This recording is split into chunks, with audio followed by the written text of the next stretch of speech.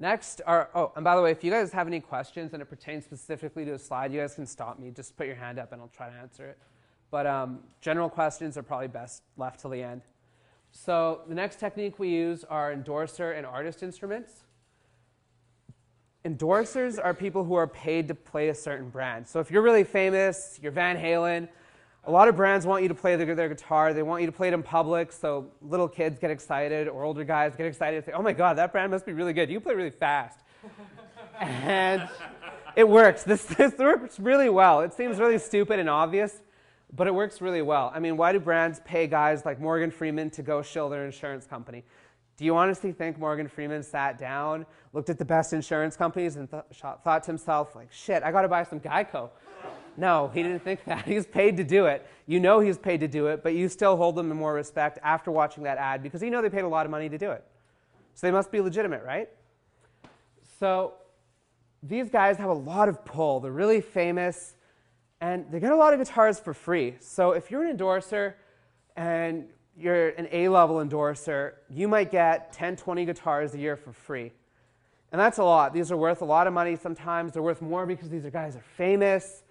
And at the end of it, though, they're still musicians. You can be a really famous musician, and you're probably still really, really broke.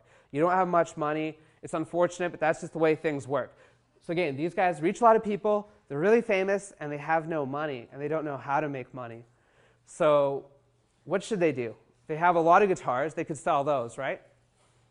No. The brands don't let them sell these guitars because they got them for free, and it would look bad. Sort of against their contract sometimes, but in general, it just makes them look bad. It's not a positive thing for them. So we approach them. We say, hey, look, we have this network. I know a lot of guys. My business partner knows a lot of guys. Why don't we just buy them all off you in bulk? We'll sell them on quietly. No one will ever know. So that's what we do. We approach these endorsers. They can be in huge, huge bands. And we take their guitars. And we sell them on for more. Again, there's no alternatives for them to really monetize. These guys aren't internet marketers. They're not attending Internet Masterminds or anything like that. They have no idea what they're doing. They're relying on their label. Their label has no idea what they're doing, and you're there. They're happy. We're happy. The endorsing brand is not. Next is brokering high-value instruments. So high-value instruments are things like vintage guitars, rare guitars. Vintage guitars come up to 300 grand. Before 2008, they were going up for a lot more. We don't deal with that. It's just, I'm afraid of vintage guitars. My business partner handles it more because if there's something slightly off, you lose like $10,000. It's just too much stress, too much headache. So he deals with that. But we help broker them a lot of the time. So if you're selling an expensive guitar, or if you've ever sold your own house even, there's a lot of time wasters. People come in, they're like, hey, nice house. I like it a lot. Can I use your bathroom? No. So you don't want to let that happen. You don't want that headache. And that's usually why people hire an agent to help them sell their house. Same way, we're agents. We can move product really, really fast. No headache.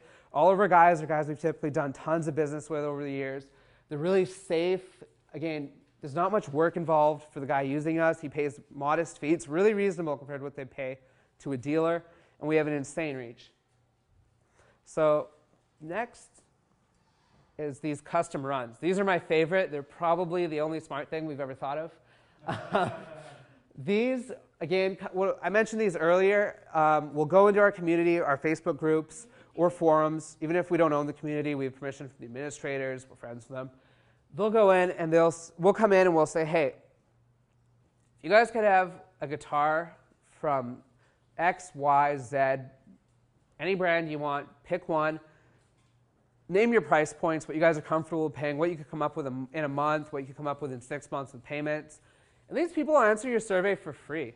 They really like it. No one's going to get mad at you because they're like, hey, what's your dream guitar? They're not going to say, hey, get out, you're an asshole, or anything like that. No, it's not going to happen. So you go in, you pull them, you see what these people want, you say, now why don't we make that a reality? Why don't we'll do the legwork for you guys. The community is really happy. They get really, really excited. We go out, we approach manufacturers, or we work through dealers that know the manufacturers. If we work with a dealer, we have to give them a cut. If not, it's not a big deal. And then we create the product. So we go through, we have the company that we wanted the product from, create the product, and then sell it to them. It's really, really simple, really straightforward, but it works extremely well. So, yep. Can you use an example? So using Fender or Gibson guitars or something like that? Oh yeah, for sure. So if someone, are you guys familiar with Fender and Gibson? Yes. So they're the two largest brands. We actually don't deal with them much unless it's vintage. But with these two brands, they're massive. Everyone knows about them.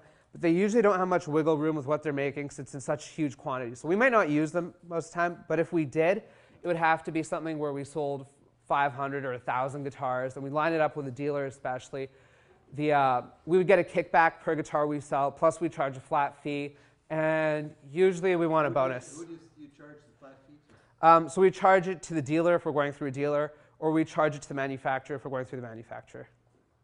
So you have this sort of like a commission that you get. Exactly, yeah, it's just like a commission. Top, yeah. And then you get a commission for every individual guitar you sell? Yeah, that's how we usually structure things. We structure them per 10 or something like that. The best thing is people in the music industry, they have no idea what they're doing most of the time.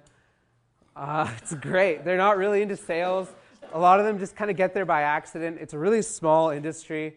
Everyone kind of knows everyone. I mean, they're great guys, but if you're good at sales, even if you're not that good at sales, it's a great niche to be in. I'm not very smart, but it's easy to figure out. You can talk to guys. You don't need to know too much lingo. It's not like you're doing corporate finance. You don't need to know what an SEC filing is. You're just going to say, hey, bro, how's it going? That's rad. You can speak like that. You don't have to speak properly at all. You don't have to be eloquent. Nothing like that. It's great. So again, we handle the marketing, promotion, and lately we've been processing the payments. The reason we process the payments is because we found out some of the dealers weren't being honest with us. If we sold something like 100 guitars, they'd say, oh yeah, it looks like you sold 88. And we knew this wasn't right because we went out, we polled the community, said, hey, who bought? We put together a group and we polled and we figured out the dealer wasn't honest. So now we take care of all the payment processing. So we take the payment, and the way we structure our contracts is we say that the manufacturer, the dealer, is basically producing the product for us.